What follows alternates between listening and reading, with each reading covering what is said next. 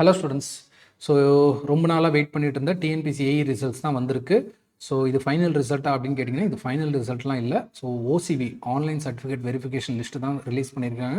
Not experience post, not having experience போஸ்ட்னு சில இதெல்லாம் இருக்குது. அந்த போஸ்ட்டுக்கு வந்து பார்த்திங்கன்னா 1:3 1:4 கூப்பிட்ருக்காங்க. அதுவே எக்ஸ்பீரியன்ஸ் தேவை அப்படின்ற மாதிரி சில போஸ்ட்லாம் இருக்குது. அதுக்கு 1:10 கூப்பிட்ருக்காங்க. இதோட நோட்டிஃபிகேஷன் நம்பர் வந்து பார்த்திங்கன்னா 23/2023 சரிங்களா.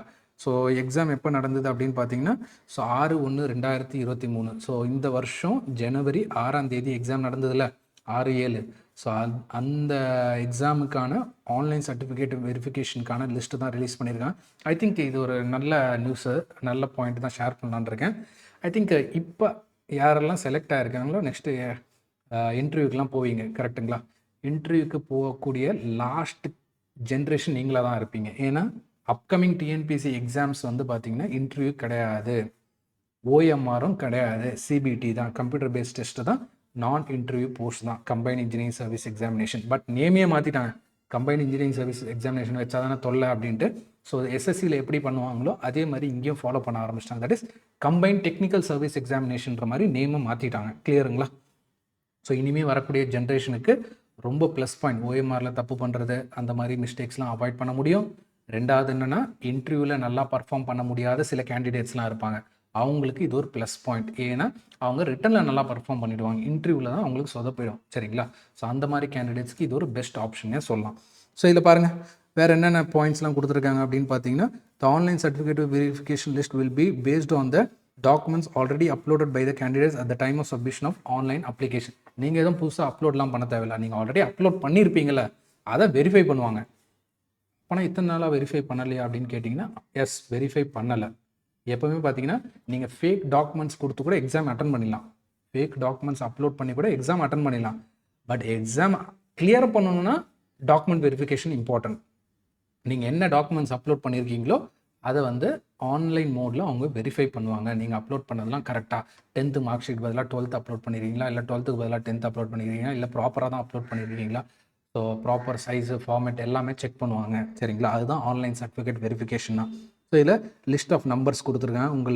உங்களோட நம்பர் ரிஜிஸ்ட்ரேஷன் நம்பர் இருக்கான்னு பாருங்கள்.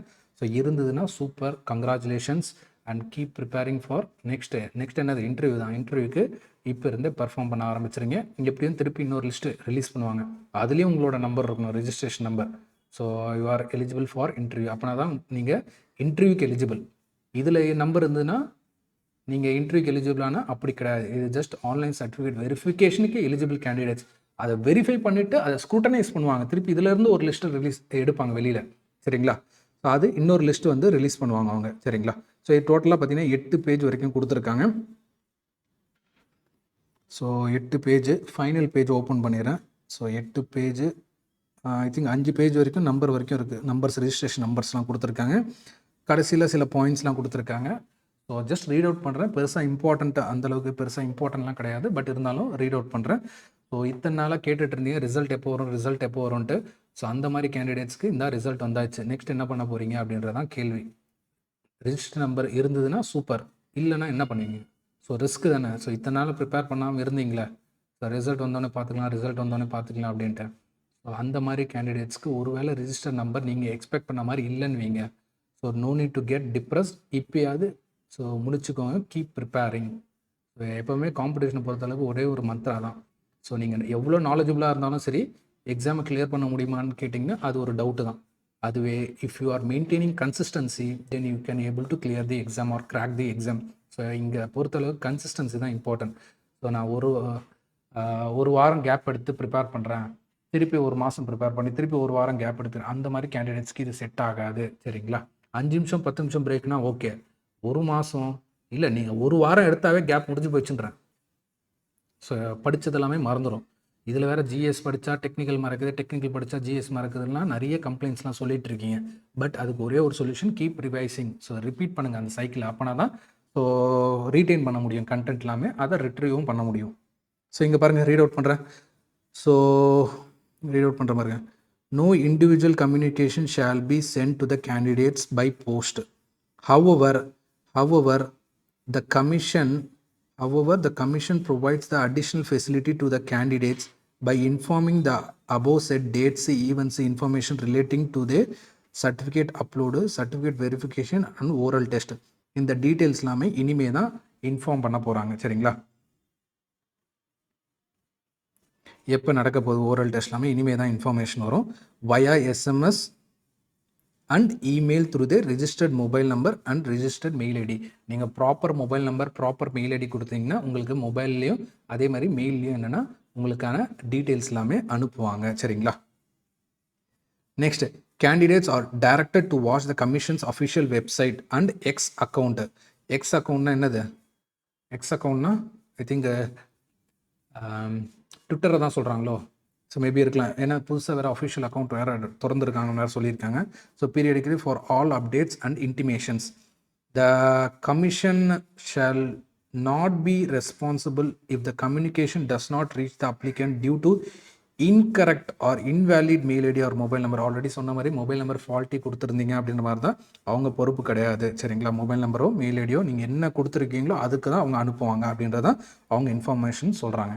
Next, any representation from the candidates for non-receipt of SMS or email will receive no attention.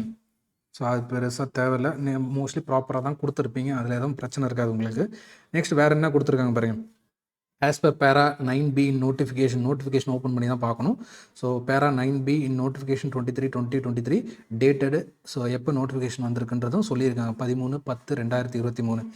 Selection in respect of non-interview post in this recruitment will be taken by after finalizing the selection for the interview post.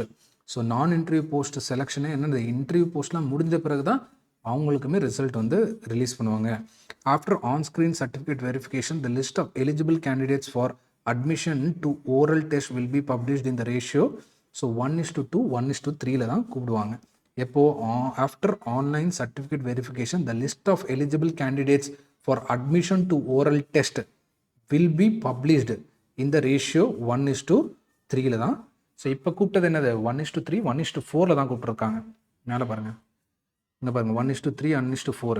அங்கே ஃபைனலாக என்ன சொல்கிறாங்க? ஃபைனலாக வந்து பார்த்தீங்கன்னா 1:2 1:3 இந்த ரேஷியோவில் தான் கூப்பிடுவாங்க.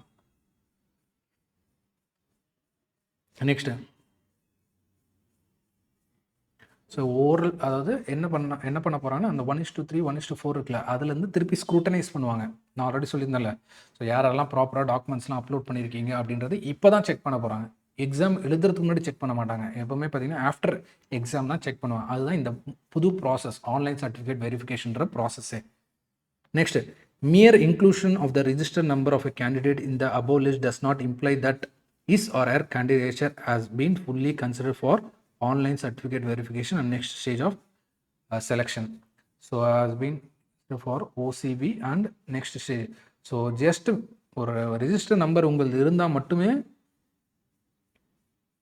நீங்கள் ஃபைனல் நெக்ஸ்ட் ஸ்டேஜுக்கு வந்து செலக்ட் ஆகணும்னு கட்டாயம் ஒன்றும் இல்லை அப்படின்றதான் சொல்ல வராங்க. ஏன்னா இதில் திருப்பி என்னென்னா லிஸ்ட் ரிலீஸ் பண்ணுவாங்க, திருப்பி இதுலேருந்து திருப்பி ஸ்க்ரூட்டனைஸ் பண்ணுவாங்க. Next, the candidates whose register number is found in the above list have been admitted provisionally to the online certificate verification based on the marks obtained by them in the written examination. Rule of reservation of the appointment and other conditions stipulated in the notification for the said rep. இதெல்லாமே என்னென்னா general procedure தான் சொல்கிறாங்க. வேறு ஏதாவது புதுசாக சொல்கிறாங்கன்னு பார்ப்போம். The admission of the candidates to online certificate verification is provisionally subjected to verification and acceptance of claim as made in their online application formula. என்ன கொடுத்துருக்கீங்களோ அதுதான். That is towards age ஆகட்டும், age, education qualification, experience, communal category, PSTM, differentially abled category. So மெயினாக இங்கே ஒன்று important points சொல்லணும். So இதில் select பண்ண கேண்டிடேட்ஸுக்குன்னு கிடையாது, இப்போ அப்கமிங் வருவாங்க பாருங்கள், அவங்களுக்கு ஒரு பாயிண்ட் சொல்லிக்கிறேன். ஏன்னா மோஸ்ட்லி அவங்களும் பார்ப்பாங்க இந்த வீடியோ. ஒருவேளை உங்களுக்கு நியர்பை இருக்கக்கூடிய பசங்க யாராவது 12th படிச்சிருக்காங்க, 12th வரைக்கும் தமிழ் மீடியமில் படிச்சிருக்காங்க அப்படின்ற மாதிரி இருந்தால், இல்லை டிப்ளமோ தமிழ் மீடியம் படிச்சிருக்காங்க அப்படின்ற மாதிரி இருந்தால், அந்த மாதிரி கேண்டிடேட்ஸ்க்கு தயவு செய்து பிடெக் ஆர் பிஇயுமே என்னென்னா தமிழ் மீடியத்தில் படிக்க சொல்லுங்கள். ஏன்னா தமிழ் மீடியம் சீட்ஸு ஃபில் ஆக மாட்டேங்குது. நோட் பண்ணிக்கோங்க, தமிழ் மீடியம் சீட்ஸ் வந்து ஃபில் ஆக மாட்டேங்குது. சீட்ஸ் இருக்குது, வாங்க வந்து எடுத்துக்கோங்க அப்படின்னு சொன்னாலுமே எடுத்துக்கிறதுக்கு ஆள் இல்லை. ஏன்னா போன வாட்டி அதனால தான் ஃபேஸ் 2 கவுன்சிலிங்லாம் நடக்குது. நார்மலி ஃபேஸ் ஒன்லேயே முடிஞ்சிடணும் சீட்ஸ்லாம். ஃபேஸ் 2 ஏன் நடக்குது? சீட் ஃபில் ஆக மாட்டேங்குது. சீட் ஃபில் ஆக மாட்டேங்குது ரீசன் என்னென்னா இந்த மாதிரி ரீசன் தான். ஸோ அதனால் பெட்டர் இப்போ இனிமேல் யாராவது, ஏன்னா இப்போது கவுன்சிலிங்லாம் போயிட்டுருக்கு, அதனால் சொல்கிறேன் சரிங்களா. ஸோ நியூ அட்மிஷன்ஸ்லாம் அண்ணா யூனிவர்சிட்டி கவுன்சிலிங்லாம் போயிட்டுருக்கு. ஸோ முடிஞ்ச அளவுக்கு என்னென்னா பிஎஸ்டிஎம் தமிழ் மீடியமில் படிங்க. 4 வருஷம் முடிச்சோன்னே கையோட ஜாப் உங்களுக்கு கேரண்டி ஜாப்னு சொல்லலாம். ஏன்னா சிவில் எடுத்துக்கிறதே இப்போல்லாம் பார்த்தீங்கன்னா உங்களுக்கு அண்ணா யூனிவர்சிட்டியில் கவுன்சிலிங்கில் பார்த்தீங்கன்னா காலேஜஸில் நிறைய இடத்துல சிவில் ஃபில் ஆக மாட்டேங்குது. அது ஒன்று. அப்போனா என்னது, காம்படிஷன் குறைஞ்சிச்சு. இன்னொரு 2வது ரீசன் பிஎஸ்டிஎம் இருந்தால் ஈஸியாக ஜாப் கிடச்சிரும்னு சொல்கிறேன். ஸோ ஒரு அட்வான்டேஜ் இருக்குது, அந்த அட்வான்டேஜை make use of it. So ரொம்ப ரிஸ்க் எடுக்காது. இங்கிலீஷ் மீடியத்தில் போய் ஜாயின் பண்ணிவிட்டு திருப்பி தமிழில் படித்தது எல்லாமே திருப்பி இங்கிலீஷில் டிக்ஷனரி வச்சு கம்பேர் பண்ணுறது அது பெரிய தலைவலியாக இருக்கும் உங்களுக்கு, சரிங்களா. ஸோ பெட்டர் தமிழ்லேயே போய் படிச்சுட்டு வெளில வந்துடுங்க. 4 வருஷம் டிகிரி முடிச்சிச்சா அப்புறம் எக்ஸாம் எழுதுங்க. ஸோ நீட்டாக என்னென்னா, so TNPSC allotment order, appointment order வாங்கிடுமா, ஏஇயாக போய் ஜாயின் பண்ணணும், அவ்வளோதான், முடிஞ்சு போயிடுச்சு. சிம்பிளாக இருக்கும், நீட் அண்ட் கிளியராக இருக்கும். பார்த்து ரொம்ப டஃப்பாலாம் இருக்காது உங்களுக்கு மற்றவங்கள மாதிரி. So PSTM better join in Tamil medium, சரிங்களா. பிஇ எல்லாருக்குமே சொல்லலை. ஸோ இங்கிலீஷ் மீடியமில் தான் எனக்கு படிக்கணும் அப்படின்றத படிங்க.